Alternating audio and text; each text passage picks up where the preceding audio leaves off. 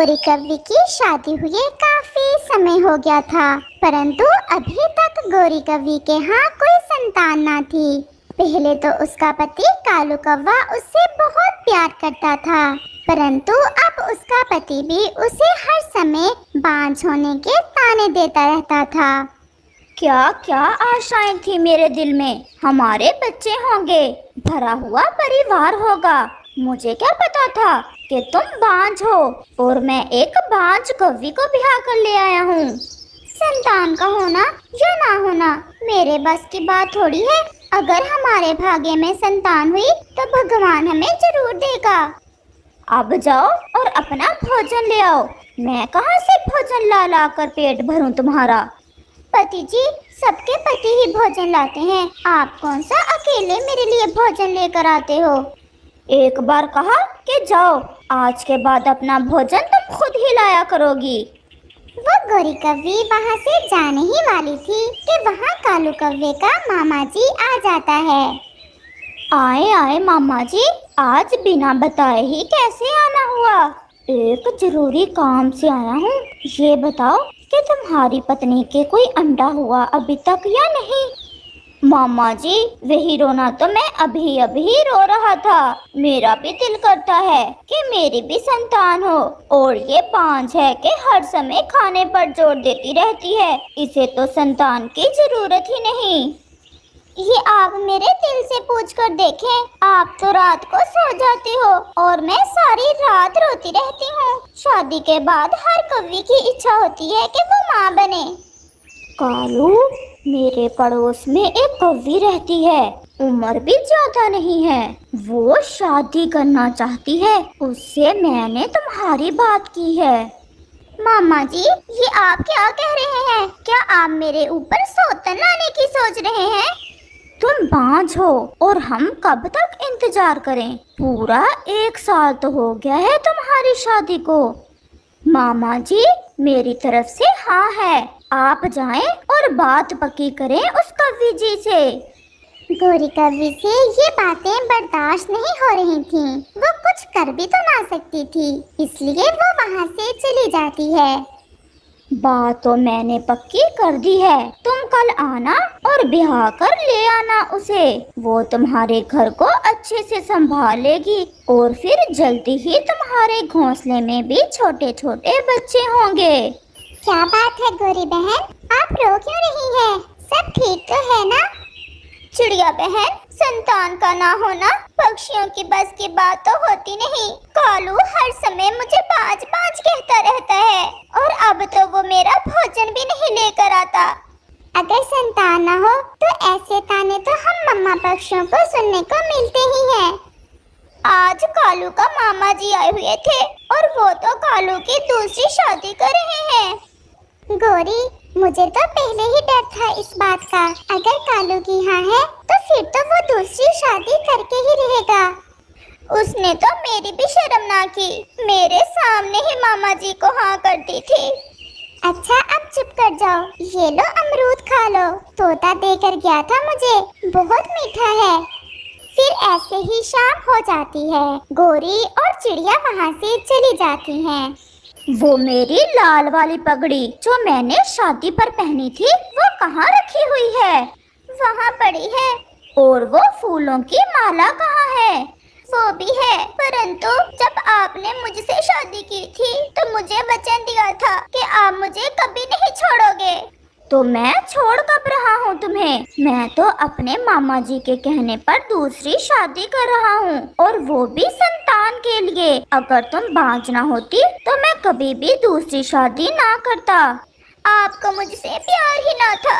अगर मुझसे प्यार होता तो आप कभी ऐसा ना करते। मैं मानती हूँ कि संतान के बिना रहना बहुत मुश्किल है, परंतु जितनी संतान की इच्छा आपकी है, मेरी भी तो है। कालू दूसरी तरफ मुंह करके सो जाता है, जबकि गोरी सारी रात जाकर गुजारती है। सुबह हो जाती है, कालू जी भी उठ जाते हैं और शादी की पूरी तैयारी कर लेते हैं। मैं कैसा लग रहा हूँ? पति जी, मुझे तो अभी तक विश्वास नहीं हो रहा कि आप दूसरी शादी भी कर सकते हो।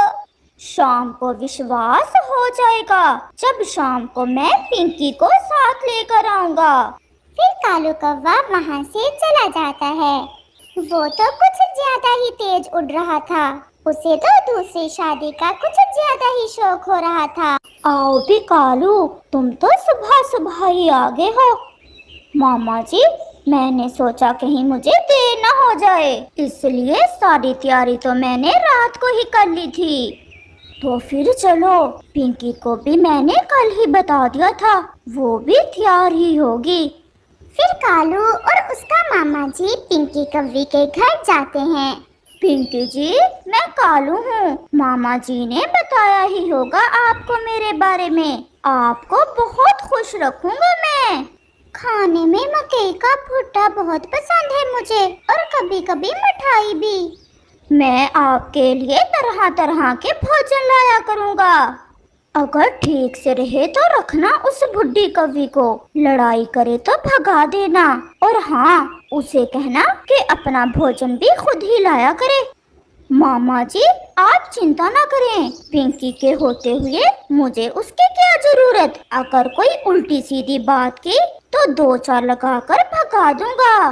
कबूतर और चिड़िया गोरी कौवी के पास आते हैं। गोरी बहन, आज मैंने देखा कालू दुल्हा बने कहीं जा रहा था। कबूतर और चिड़िया, मैं तो लुट गई। वो दूसरी शादी करने गया हुआ है और शाम को नई पत्नी को साथ ही लेकर आएगा। मरे उसका बुढ़ा मामा जिसने दूसरी शादी करवाई उस कालू की। गोरी बहन, मैं आपको यही समझाने आई हूँ कि अब ज्ञान से काम लेना और लड़ाई ना करना। अगर ऐसे लड़ाई करोगी तो कालू आपको घर से निकाल देगा। अब इस उम्र में कहाँ जाओगी? ये पापा पक्षी तो दूसरी शादी खुशी से कर लेते हैं और पहले वाली को तो फिर वो बोझ समझते हैं। मैं समझती हूँ चिड़िया बहन, जिंदगी भी तो गुजारनी है। मैं किसी बात पर भी लड़ाई नहीं करूँगी। वो ऐसे बैठे हुए थे कि कालू कौवा भी अपनी पत्नी को साथ लेकर आ जाता है। अच्छा ही हुआ चिड़िया और कबूतर, तुम भी यही हो। मेरी शादी की मिठाई खाते जाना। शक्ल से तो नहीं लगता कालू तुमने शादी संतान के लिए करवाई है। मुझे तो लग रहा है बहुत शौक था तुम्हें दूसरी शादी का। हम नहीं खाते तुम्हारी मिठाई। ऐसा कहते हुए चिड़िया और कबूतर वहाँ से चले जाते हैं। भोजन लाऊं आपके लिए? सोतन जी हो आप क्या मेरी? मैं पहले तो बहुत गुस्से वाली थी, अब मुझे सब बर्दाश्त करना होगा। मैं सब करूँगी कालू, परंतु मुझे घर से ना निकालना। मैं अगर अपनी माँ के पास गई तो मेरी माँ तो जीते जी मर जाएगी। तो फिर जाओ और अपनी सोतन के लिए भोजन लेकर आओ। फिर गोरी कौवी वहाँ से चली जाती है। वो टूटे हुए दिल के साथ उड़ी जा रही थी। एक मम्मा पक्षी अपनी सोतन को कैसे बर्दाश्त कर सकती है। वो नदी पर जाती है और वहाँ बैठकर रोने लग जाती है। कबूतर जो पास में बैठा हुआ था गोरी को देख वहाँ आ जाता है। गोरी, चुप कर जाओ। 1-2 दिन की बात होती तो तुम रोती, अब तो सारी जिंदगी उस सोतन के साथ ही गुजरेगी तुम्हारी। मुझे दुख तो इस बात का है कि कालू मुझे नफरत से बुलाता है, हर बात पर मेरी इंसल्ट करता है। कबूतर के पास कुछ मकई के दाने थे। वो दाने कबूतर कौवी को दे देता है। कबूतर भैया, मुझे माफ कर देना। मैंने कई बार आपकी बेइज्जती की, परंतु आप सब फिर भी मेरा इतना ख्याल रखते हो। आप ये दाने खा लें, मुझे पता है आपने सुबह से कुछ भी नहीं खाया। गोरी वो मकई के दाने खा लेती है। अब मुझे जाना होगा। मुझे अपने पति और सोतन जी के लिए भोजन की खोज भी करना है। गोरी जैसे ही उड़ने लगती है उसे चक्कर सा आता है और साथ ही उसका जी मचलाता है और वो फिर से बैठ जाती है। चिड़िया भी वहाँ आ जाती है। कबूतर भैया, क्या हुआ गोरी को? मेरे पास कुछ दाने मकई के थे, वो कबूतर ने मुझे दे दिए। बस मैंने खाए ही थे कि चक्कर सा आ गया और जी मचलाने लग गया। गोरी, आपको बधाई हो, ये तो बहुत खुशी की बात है। आपको अंडा होने वाला है। आप गर्भवती हो। मैं जब पहली बार माँ बनी थी तो मेरे साथ भी यही सब हुआ था। ये सुनकर गोरी की तो खुशी से चीख ही निकल जाती है। चिड़िया बहन, क्या सच में मैं माँ बनने वाली हूँ? इस कहानी का अगला भाग देखने के लिए कल तक इंतजार करें। और ये वाला भाग आपको कैसा लगा है हमें कमेंट करके जरूर बताएं।